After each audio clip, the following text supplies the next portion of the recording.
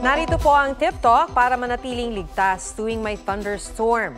Payo ng Pag-asa, kapag nasa loob ng bahay, patayin ang mga appliances at iwasan ang paglapit sa linya ng kuryente.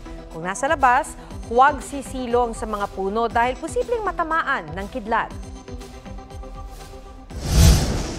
Iwasan nyo yung mga peak na lugar, yung mga matataas na lugar, kasi sila yung mas prone na tamaan ng lightning. So, avoid din yung mga tall trees, yung mga matataas na puno, na sumilong tayo kasi minsan, we have this parang misconception na kapag sumilong tayo, baka hindi tayo tamaan. Pwede mong gawin, humanap ka ng small patches of trees, patches of small trees instead. Then, avoid na lang yung mga matataas na puno talaga. Pwede ka mag-take shelter doon.